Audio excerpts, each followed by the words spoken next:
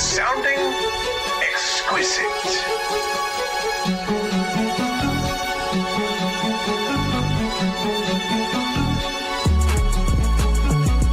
Oh shit, we back again. What's up, what's happening? Come to the party and bring a friend. Fuck it, I'm bringing 10. Ooh, trying to chat a 10. Big boy trying to chat a 10. She said I was catchy. I said, so tap him in. Touchdown! Double cup, wow, I stuck smile when I puff loud. I touch clouds, catching touchdowns in my mind now, cause I'm zoned out. On a porch couch in the Zod cloud. 2 coughs and I'm back now. 2 coughs and I'm packed out. Somebody give me a drink before I gotta sit down. I'm making hits now with a smooth style. Oh, yeah. What's up, everybody? It's your boy, Riley Puddin' Peters. With me, as always, I have the Dr. D1 coach, Preston Rowe. This is the Trash Talk Tailgate. And if you read the title of this live stream, you know today we are going to talk about and predict the 2025 college football season. But before we get there, we're going to have some other stuff to talk about. But before we even get there, Dr. Preston, how you feeling? Feeling good, man. College football's in 6 fucking days. Let's go. Yes, sir. That's right. We have college football so close you can almost taste it. You can, dude. And right now we have preseason games, which is pretty cool. You know, we're definitely going to talk about a couple of those. We're going to talk about some news. So I guess let's kick it off. We got to kick it off with the big news. Houston Texans trading wide receiver John Mechie to the Philadelphia Eagles. I mean, what does Houston even have at this point? They have Nico Collins and they have Tank Dell, and they traded their best offensive lineman. So this is kind of crazy, though. The Eagles wide receiver room: A.J. Brown, Devontae Smith, Jahan Dotson, John Mechie, Johnny Wilson. I mean, that's the J gang. Yeah. Plus, you throw in Saquon Barkley, obviously. Yeah, I mean, let's not even talk about the legs of the group. Still have Dallas Goedert, like, bro. Ridiculous. Yeah, this is insane. I mean, this is kind of a trade that you I guess on either side you don't really expect to see. I wasn't like, oh my God, the Eagles need a wide receiver right now, and you never really know who's being shipped out this year. Oh, launch fanatic, he is. Great years for the Birds. Going to be a great year for the Birds. It's over there in the bottom. See, what's Preston? Up, launch fanatic? How you doing? It's over there in the bottom. You don't have to pop it up now. Okay. See, it's over there in the bottom. Look at him. It says launch fanatic. Going to be a great year for the Birds. He's letting all the people know. I'm not. You know what? Technology. This is a perfect time as he goes. It's the Trash Talk Tailgate. Come along and join the tailgate. Like, comment, and subscribe, please, if you're out there. Please. Very like, much comment, and subscribe. Gonna keep this train rolling. That is crazy, though. John Mechie. Yeah. Go out there and just make that room a little deeper. The Eagles, the rich get richer. I mean, John Mechie's a really good depth piece. Absolutely. So, yeah, let's keep on rolling. This is my guy. This is my guy. This is Preston's guy. Spencer Rattler. This is a video of him losing to the 199 Jaguars. yards and a touchdown against, I mean, obviously, the Jaguars. This is obviously their second and third string team, but Spencer Rattler's doing this with second and third string offensive players. Because he's second and third string himself. Nope. He's competing for the starting job. He's probably going to win that starting job. Yeah, but all 3 of them are competing for the starting job. That just means your quarterback room isn't great. Nah, dude. He's gonna show out this year. Everyone just is penciling in the Saints for the number 1 overall pick. I don't really understand that. They do have talent. Yeah, no, that definitely wouldn't say Spencer that. Rattler's a good quarterback. If you watch him in South Carolina, you know he's a good quarterback. Didn't have shit with him at South Carolina, though. Like, look at him. He's throwing check downs. He's so cute. He's so cute. Look at dude, he just got lit up on that one. Yeah, dude. Let's watch this one again. He said, "Oh, hey man, sometimes you got to stand in the pocket and take a shot. Whoa. Pause. There you go. Play again. He likes to slide. Spencer Rattler, man. I'm telling you, man, he's going to surprise some people this year. I'm predicting he's going to win the starting job. And I think, look at that throw. That's the. And then he's able to hit the 2-point conversion. Look at that. Spencer Rattler, man. Look how shifty he is. Let's see this again. That's a dot. That is a dot. That's a dot. I'm a big Spencer Rattler fan. I've been a big Spencer Rattler fan ever since he was at South Carolina. The dude's always had talent. He was the #1 high school recruit in the country for a reason. Are you a rattlehead? I am absolutely a rattlehead. But no one really wants to talk about Spencer Rattler. They'll see. They'll see. Watch this. You'll see. Watch this. You'll see. That's a dot. Just throwing dimes. Now imagine what he's going to do with Alvin Kamara and Chris Olave. I'm excited to see it.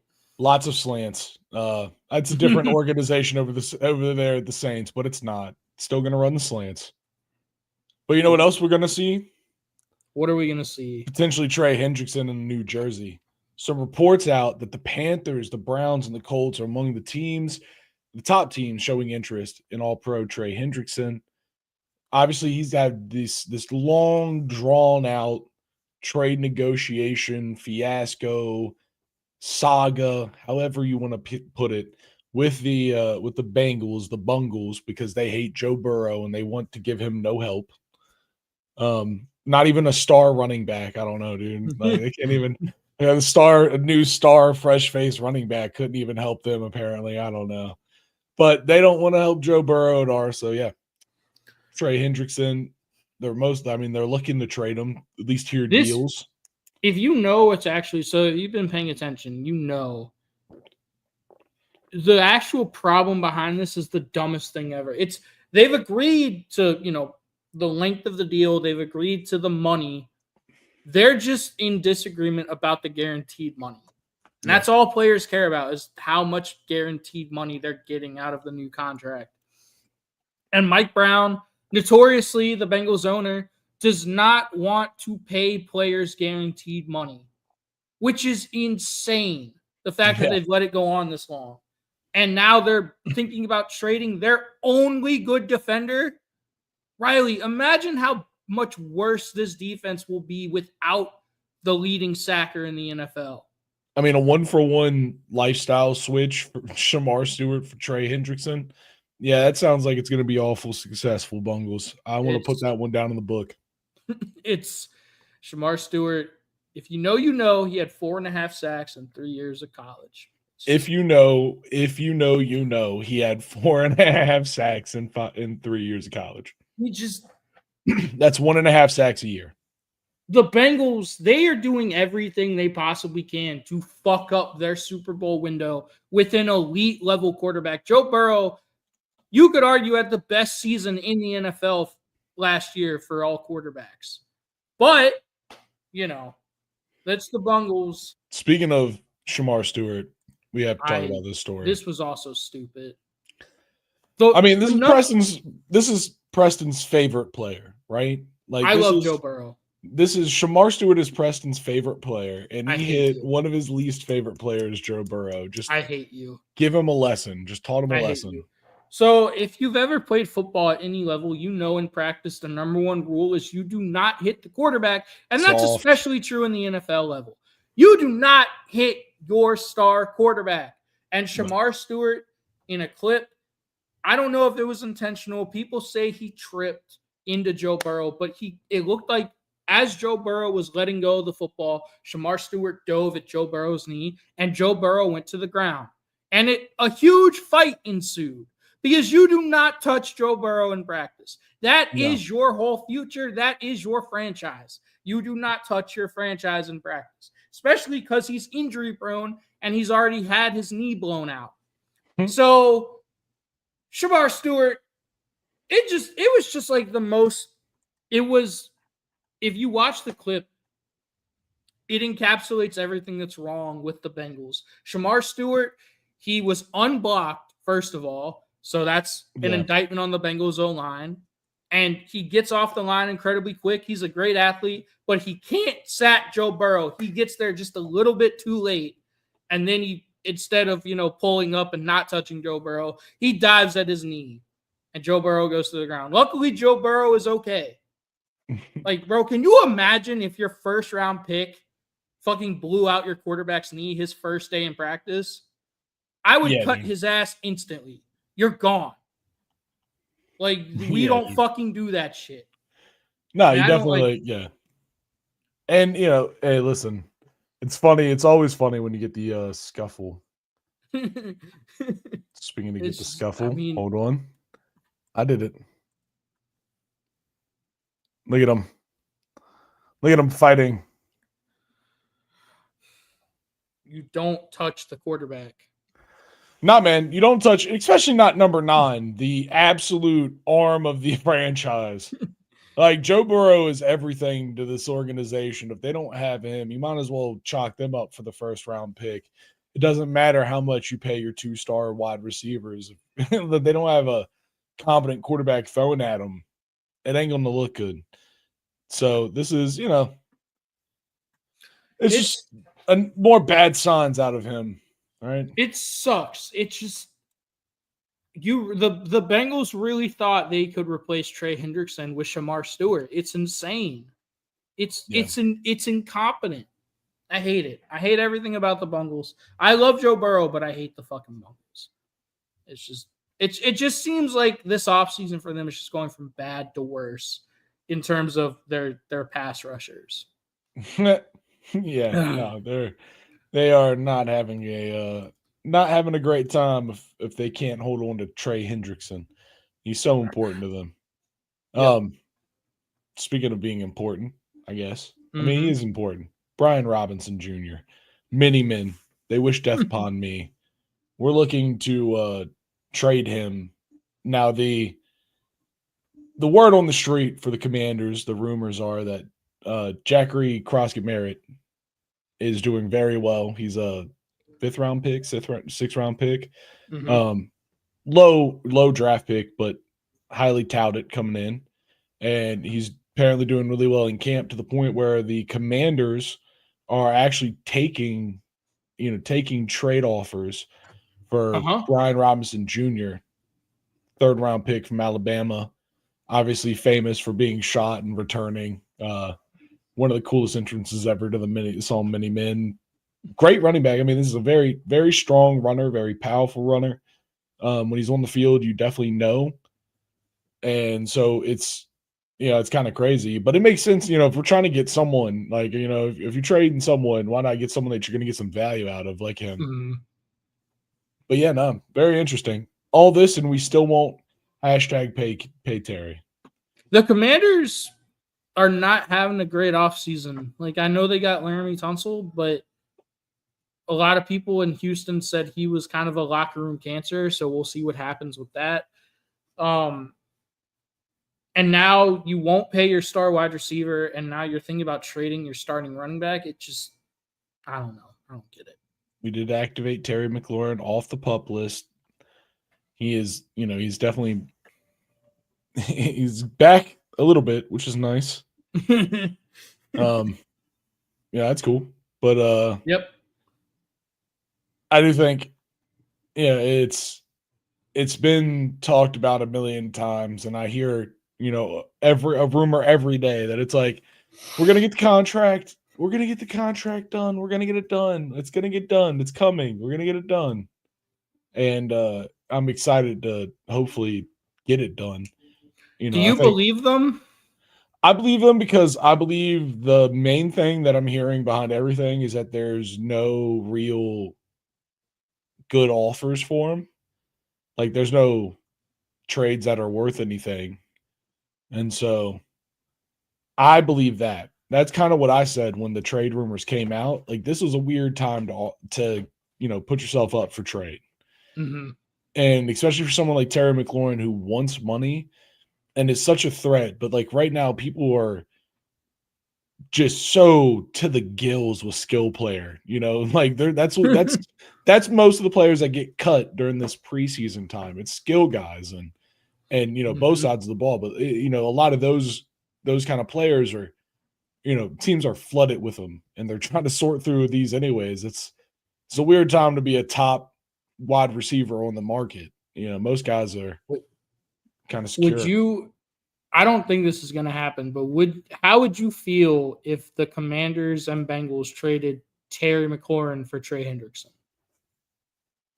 I mean, we don't have the same kind of names that we did at once on our defensive line. And so Trey, I mean, listen, dude, back-to-back sack leader. I love Scary Terry, but back-to-back sack leader. Ooh, that's a hard choice. Mm-hmm. I think I mean I'd be all right if that's the deal. If it's pretty much a 1-for-1, I'd even take giving Terry in like a late pick for Trey Hendrickson. I mean, no matter what, they both got to get paid, so that's the thing. I think if you're the Bengals, like obviously you don't want to trade Trey Hendrickson. I think they're being stupid. I think they just need to lock him up and get a deal done. But if it does come to the worst case scenario where you feel like you're not going to get it done and you need to trade him, I feel like you just need to say fuck it and go all in on having the league's best offense. And just say we're going to outscore everyone. Yeah, dude, no, that'd be so crazy. It would be. Lining up on Sunday and it's Jamar Chase, T. Higgins, Terry McLaurin, Joe Burrow. Dude, what are you doing? That's terrifying. Truly terrifying. I mean, they would still probably lose a lot of games because they wouldn't be able to get. I think that offense might be able to outscore everybody. That offense could put up 60 a game. And then all your defense has got to do is allow only 56. Yeah. Like, hey, listen, all you got to do is only allow 7 touchdowns or whatever. That would be terrifying. And the Joe Burrow fantasy stocks would skyrocket. Yeah. No, that's, yeah, for sure. Joe Burrow is going to be, dude, his fantasy numbers, dude, imagine all of their fantasy numbers. Yeah. It would be ridiculous. That'd be crazy. That's about one of the only, I don't know. It would take some crazy work for me to be satisfied with a Terry McLaurin trade. And I don't think it's going to happen at this point. I don't know. I don't think even with the Bengals, I think that would be sick. That'd be a sick trade, but I don't think that it's going to happen. I agree. Too late for that. But let us know, guys, if you think that some team out there might go and trade for Terry McLaurin. Who do you think it is? The Steelers think they might do it? I've heard a lot of people talk about that. No, the Steelers wouldn't do that. Patriots. Heard a lot of people say the Patriots. The Patriots might. But I don't think they had anything to offer. I think they've already tried. I think if the Patriots could have gotten Terry, it had already happened. I agree. That's the only reason why I don't think the Patriots have done it. But yeah. Yeah, thank you, Launch Fanatic. Even Eagles fans, dude. Everybody needs to understand that we're solely here for #PayTerry. I'm running on one platform and one platform only, and that is Terry McLaurin deserves whatever money he wants. I don't care. You owe him the incompetence tax. He's stuck with you through all of your incompetence, and now you actually have a good team, and you're not going to pay him. That's insane. Yeah, dude. No, it's not even like, I mean, he's asking, I guess it is theoretically a lot, but at the same time, as the market goes, there's definitely a lot more paychecks that got paid this offseason that are crazier. And so, $30 million a year, give it to him for 2 years. Let's make most of it guaranteed. He's earned it. He absolutely has earned it. And if you don't have Terry McLaurin, who is Jaden going to throw to? Who is JD5 going to throw the ball to? apparently Jalen Lane. I don't know. I don't know who we're gonna throw to. Luke McCaffrey. I love Jalen Lane, but he's not Terry McLaurin. We're gonna throw it to Luke McCaffrey and hope he's half as good as his brother. I mean, I don't know. Jaden Daniels is going to run the ball every single play. We don't have Brian Robinson or Scary Terry. It's just going to be JD5. Yeah. Just going to be Gumby just bouncing around. Bling, bling, bling. Yeah. Bong, bong, bong, bong. Crazy. That is crazy work. Yeah, I mean, I think the whole world wants the Commanders to be competitive over the Cowboys. That's just a fact. Mm-hmm. All right. One last bit of news. Trash Talk Tailgate Fantasy Draft. It's going to be Sunday, August 31st, 12 p.m. We might be streaming concurrently to this, but we will not be streaming directly this. It's not like we're going to be doing a live stream, but this is it. If you got anybody out there that is not a part of this in the TTT world that is interested in being in the fantasy football draft, reach out to us, drop a comment, whatever. We reach out to you, get you set up if you want to be in the fantasy football league with us. Yep. Get to battle with the minds of the Doctor and Big Puddin' and a lot of the external auxiliary TTT members like producer Jazzy and some of your favorite on-screen people like Shamar and Buck. Yeah, and you even get to go against the TTT writers, although we won't say who they are. Oh, and Jack Lee. And Jack Lee. Yeah. I will say this. I've been in a lot of fantasy leagues. This league is by far the most competitive league I've ever been in. Like top to bottom, it's not a joke. Like I know people are just gonna think I'm saying that. This league is fucking dumb. This league is incredibly competitive. Yeah. I didn't make the playoffs last year, and that was very sad. Jack Lee and Josh Allen both decided to end my playoff hopes going out with 50 points in a game. That shit was crazy. All right. But yeah, if you're interested, drop a comment, let us know. We will reach out to you and we will get you set up. We really appreciate it. And if you want to play Madden and me, or if you're going to play me and Madden, just reach out for that as well. I'll probably have Preston calling plays for me. That's just how it works out. He's just always there telling me what to run. So just let us know. All right. Well, I think it's time. I think it's time that we do the thing that we clickbaited all the folks in here to do. We got to talk about it. We got to talk about college football. We got to talk about it because it's almost here. 6 days away, man. So these are our official college football predictions. We are doing the Power 4 conference champion, the national champion, and then some sleepers that we think could potentially make the playoffs, potentially make a deep playoff run. I know there's a lot of teams like that, but we just chose two of them.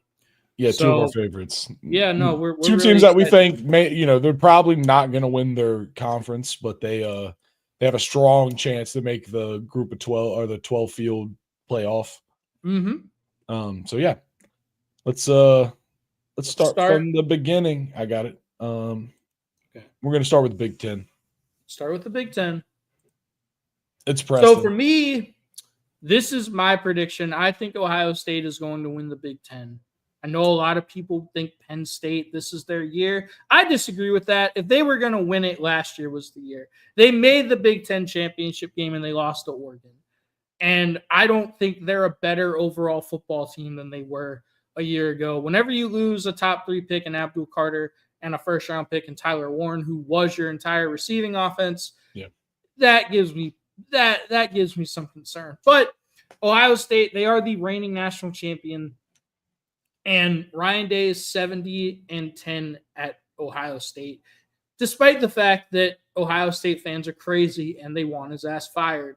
I get it. They lose so much. We talked about that in our top 10 predictions. They lose so much, especially on that defense. But they do return, in my opinion, the two best players in college football in wide receiver Jeremiah Smith and safety Caleb Downs. Yep. And They returned 3 offensive line starters, but their O-line, that's a little bit misleading. Their O-line had a lot of injuries last year,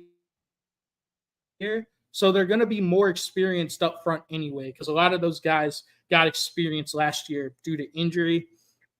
And now we can look at the schedule. So their schedule, their toughest games are at home. Obviously, they have that huge week 1 game against Texas, but that's in Columbus. And then they play Penn State in Columbus. That's another reason why I think Ohio State is going to beat Penn State and make it to the Big Ten championship game. And then Illinois, that'll be tough on the road. And then Michigan on the road. Ryan Day has lost 4 straight to Michigan. But I really like Ohio State, man. I just trust them. I trust Ryan Day. If he's not playing Michigan, you could argue he's the best coach in the country. Yeah. Like his record speaks to that. Whenever he's not playing Michigan, he is an absolute unit. And Ohio State, they always reload. So I'm picking Ohio State to win the Big Ten. I hear that. This is, listen, returning national champions, that's obviously a very solid pick. I'm a crazy man. See, I, on the other hand, I hear losing Abdul Carter and I hear losing Tyler Warren. Those are 2 players that are irreplaceable. There is nobody on the roster that will do what those 2 players did. But 14 guys are coming back. Oh, and I guess this is my point. Let me make this point.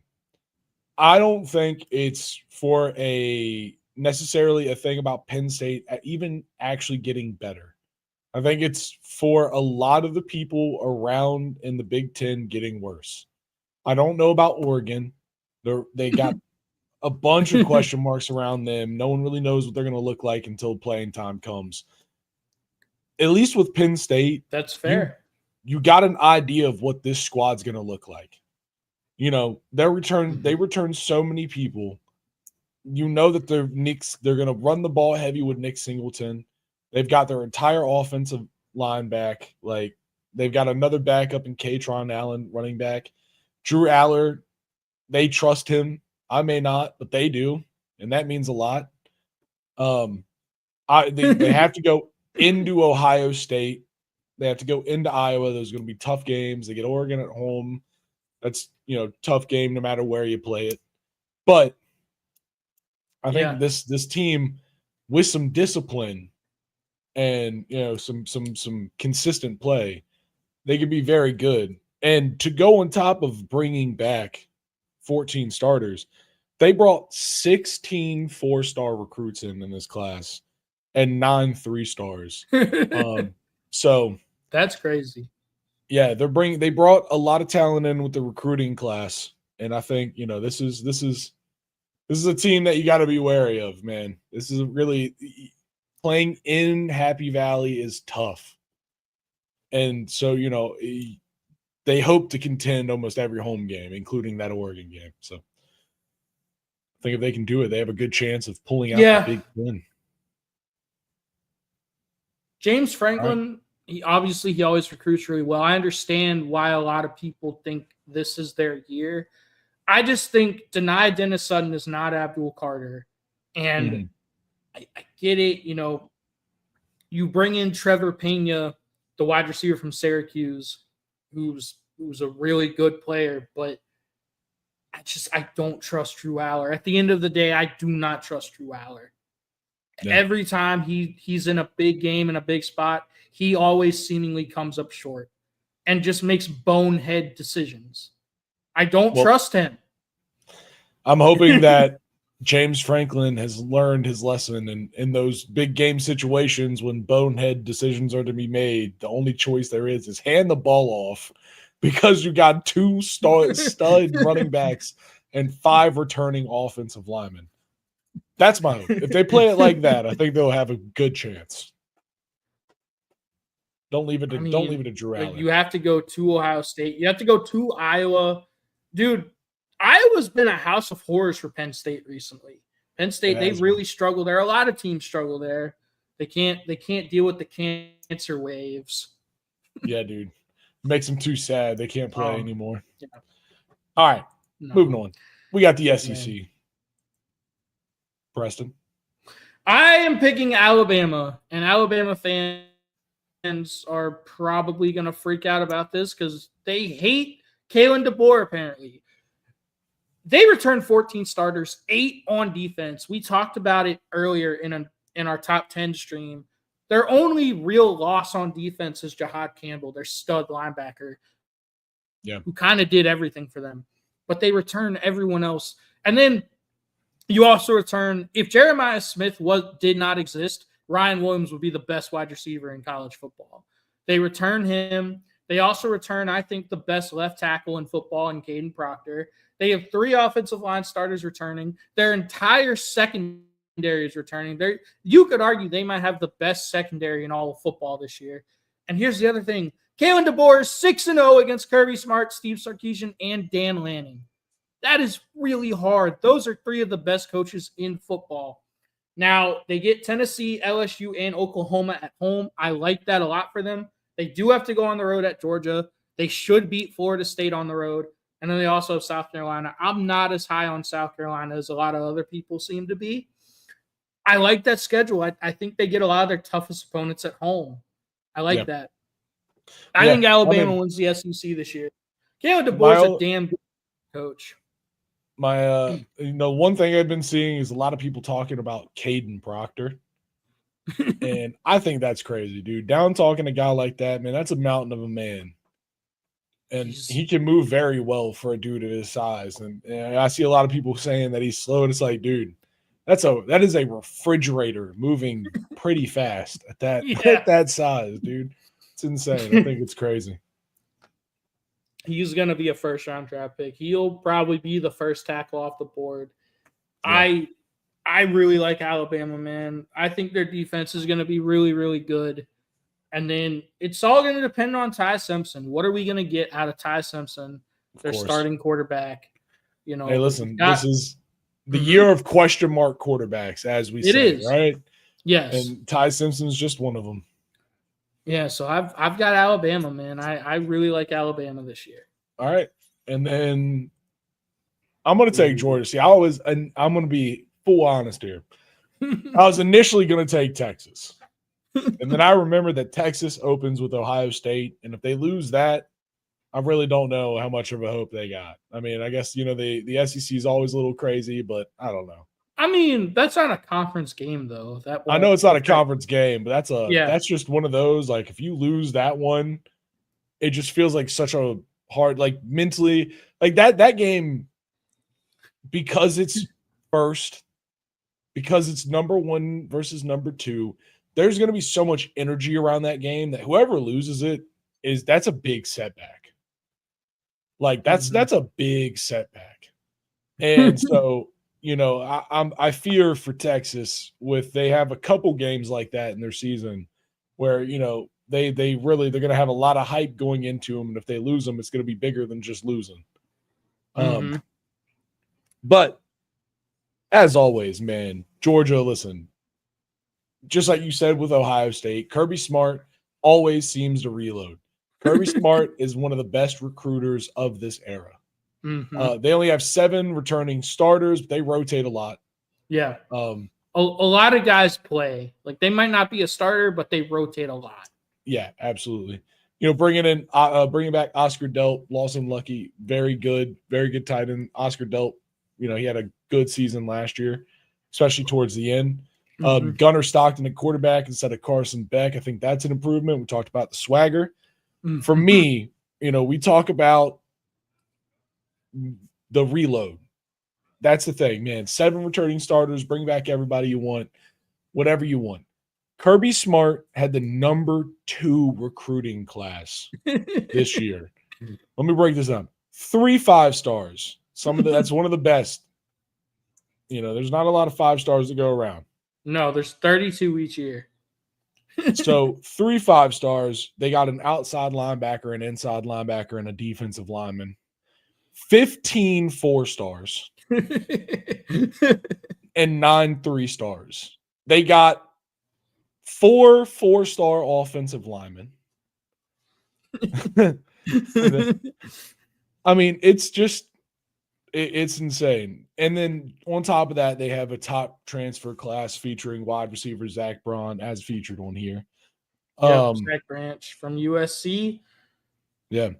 And I mean, listen, if you don't think that Kirby Smart's going to have the Bulldogs in contention, you just haven't been watching college football. And, it's almost just an easy bet to bet the Bulldogs because you know that they're at least going to try. And plus, I like this, Riley. So I want to bring up two things. Last year, Georgia was one of the worst teams in college football in terms of dropping the ball. Their receivers were not good last year. They had Dylan Bell and Arian Smith, who were more gadget guys. They don't have natural good hands. So they bring in Zach Branch from USC, who by all accounts has been balling out with them. He's having a great fall camp. So they're really excited about him. But then also look at the schedule. Last year, Georgia went on the road to Alabama, on the road at Texas. They went on the road at Ole Miss. And they still won the SEC despite that schedule. Now all of those teams come to Athens, Bama, Texas, Ole Miss. They do have to go to Tennessee, but Georgia owns Tennessee. Kirby Smart owns that spot. And at Auburn is always going to be tough, but I really like that schedule for them. So I like this pick, man. I still am picking Alabama, but I definitely see. You can see why the Bulldogs. Mm-hmm. Oh yeah. Yeah. I think one of Kirby Smart's favorite songs is Rocky Top. I heard that. Someone told me that. Mm-hmm. All right. It's time for the ACC. Yeah, you know me. It's the ACC. You know me. I'm picking Clemson. Oh, Clemson. Listen, dude. 16 returning starters is always going to be the headline I start with because it's so insane. Mm-hmm. Peter Woods is coming back. TJ Parker's coming back. Those are first round picks. Oh yeah. DeMonte Capehart coming back. He's gonna be a pick. Probably around a third round pick. I bet. 4 out of the 5 offensive line starters from last year are coming back. All of them are pretty good. Highlighted by our tackle. TJ Moore, Bryant Wesco, Antonio Williams, an elite receiving core. All 3 of these dudes produced last year. They're all coming back. Obviously, we start the season with LSU. That's going to be a big game. It's going to say a lot about this team. Let me talk about this. The first transfer class in the NIL era for Clemson this year. We never thought it would happen. Would Dabo ever bring in transfers? He said he never would. Well, he did. He brought in an offensive lineman, Haynes Galloway from UNC. Mm-hmm. He brought in a linebacker, Jeremiah Alexander from Bama. He brought in a wide receiver, Tristan Smith from Southeast Missouri State. This kid was apparently balling on that level. Mm-hmm. And so this was kind of one of those unique picks. And to highlight it all and bring it all together, they're bringing in edge rusher Will Helt from Purdue, who was a very good player for Purdue. Mm-hmm. Just another nuclear threat to put on that defensive line, dude. I mean, they're going to be able to 3-deep rotate studs. I mean, really, dude, 3-deep rotate studs, especially on the edge. I get why Penn State's getting so much hype. I don't understand why, in turn, Clemson's not getting enough hype. Yeah. Because I would argue they return a better football team than Penn State. Yeah. That would be my argument. And and then just so y'all know, I am also picking Clemson. Everything Riley said is absolutely true. I love Peter Woods. I love TJ Parker. It's really pick your poison with them. They're going to blow your shit up no matter what you do. You came to the dark side, Preston. Yeah, dude. No, I love Clemson. I think that LSU game is really going to set the tone for both programs. I do think Clemson's going to win that game just because I love the way you say it. We love offensive linemen here at the CCT. We love big ugly bastards, the bubs. LSU loses 4 out of 5 on the O-line. Clemson returns everyone on that D-line. I feel like that's a huge, huge mismatch. I think Clemson wins that game. They get SMU at home. They get Florida State at home. They do have to go on the road at South Carolina. Keep in mind, the Beamer Ball Juniors beat them in Death Valley last year. Georgia Tech on the road. Louisville on the road. Louisville beat them in Death Valley last year. So those are tough. But I do think Clemson is going to be a better football team with all this returning talent that they have. Yeah. So I like Clemson to win the ACC. And on top of all of the returning talent, they bring in 1 5-star recruit, a defensive lineman. They bring in 5 4-stars and 9 3-stars. So Dabo, another program, always refreshing while returning. It's insane. All right. Now it's the Big 12. Time for the Big 12. This is the conference I like to call Russian roulette because they're all the same team. Because they don't bring in elite level recruits. None of these teams do. They're all like in that 30 to 50, maybe 60 recruiting class range every single year. They don't have studs, especially on the offensive and defensive lines, which is where you get your real national title contenders from.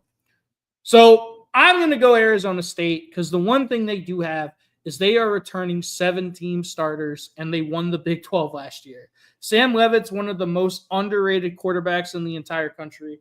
Jordan Tyson is an absolute stud at wide receiver. They returned 4 out of the 5 offensive linemen, 10 starters back on defense. That's ridiculous. Kenny Dillingham, he goes 3-9 his first year to 11-3 his second year, and they made the playoffs, and they probably should have beat Texas in that playoff game. The one thing I don't like about this team is the schedule. TCU, Texas Tech, Houston all at home, but look at their road schedule, man. Baylor, Utah, Iowa State, and Colorado. Yep. That's a tough road schedule, man. Especially in a conference where the talent discrepancy isn't there. Yeah. Like, you're banking on all of these starters coming back and improving. That's what you're banking on with Arizona State. And I really like them. I think Kenny Dillingham's a great football coach. I really like this Arizona State team. They just have a tough road schedule. But it really is. They were picked to finish last in the Big 12 last year, and they won the conference. That's what we're talking about. It's Russian roulette. Any one of these teams could win the Big 12. Yeah, but sure. I am picking Arizona State. Oh, yeah. And yeah, dude. Go along with that. I am taking Kansas State, another state. It's always going to be a state team, right? Mm-hmm. Yeah, they've gone 28-12 the last 3 seasons. That's big for them. I think a big thing for me, they bring in one of the best recruiters. So they already have Avery Johnson, who is very consistent, very competitive quarterback nationwide. Dylan Edwards, very good running back. Jace Brown. That kind of highlights they're bringing the people that they're bringing back. Mm-hmm. But they're bringing in a very good recruiting class, especially for like the Big 12. Mm-hmm. 1 5-star, 1 4-star, 24 3-stars. That's crazy. And they're bringing in 17 transfers, averaging a 4-star. Damn. Hell yeah. So they're bringing in a crazy, apparently NIL-fueled class. I just learned about the 17 transfers. And dude, and what I don't know who is funding Kansas State, but they've got some money apparently. All the cows out there brought them a little bit of cash. And dude, like you said, this is the Russian roulette conference. You really cannot expect it. So this team could melt down, just melt down. That's totally possible. But also they could play very strong. I think for this team specifically, Kansas State specifically, they're the kind of team that needs a mentality switch. They are perennially a middle of the pack team. Hey, we can beat a couple of these teams, but they tend to play to their opponents. So that if they're playing someone really good, they'll play amazing. But if they're playing someone bad, then they play down and you see them lose games that they should win. Yeah. I think that's something that very much plagues this team. And if they switch from being that like that middle of the pack mindset to having that we are a good team, we can dominate. I think that is I think that's the key for them. I agree with that, Riley. Although I will say this, they are one of the most consistent programs in the Big 12. Chris Kleiman is a damn good football coach. Yeah. Because Kansas State, they don't have all those resources. They don't have a lot of money historically. And, he's gone 48-28 at Kansas State, 28-12 over the last 3 years. They're a damn good football team. And I agree, man. I think it's the Big 12. We keep on saying this. It's Russian roulette. They're all the same team. So you don't really, you don't really have a talent advantage over a lot of the league like a Clemson or, an Oregon or an Ohio State do in their respective leagues. They're all the same team. But I do like Kansas State, man. Avery Johnson is a great player. I mean, that kid's very solid, very athletic. Yeah, got a good arm. I like him, man. I like it. Of course, Kansas State, they open week 0 against Iowa State in Dublin. 6 days. 6 days. And if you don't know, that is going to be the week 0.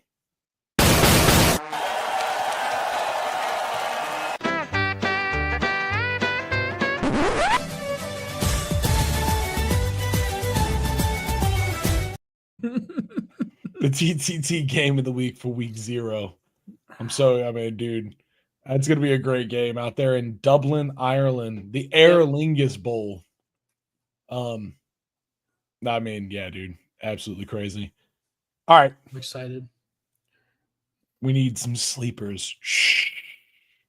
We got to pick sleepers. Preston. I'm going with the Iowa Hawkeyes. Riley, what's the one thing Iowa has always been amazing at? Tight ends, O-linemen, and defense. They always have a top-tier, elite-level defense. It's just they never have a good offense. They never have a good quarterback. Apparently, they now do have a good quarterback. They brought in the South Dakota State transfer, Mark Gronowski, and he is apparently balling out in camp against that Iowa defense. They returned 3 out of their 5 offensive line starters.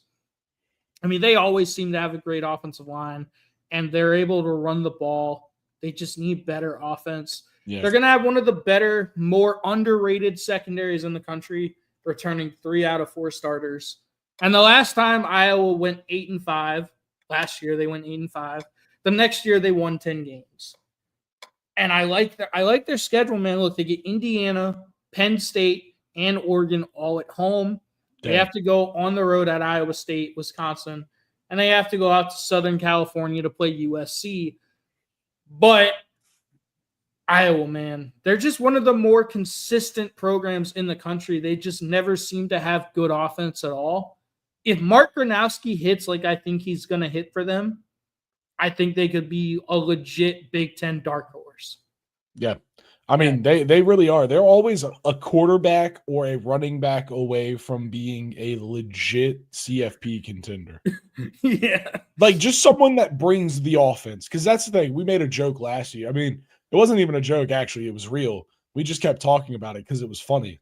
That they were having mandatory points. Like the offensive coordinator had, you have to score X amount of points a game or you'll be fired. And the offensive coordinator is the coach's son. Yes.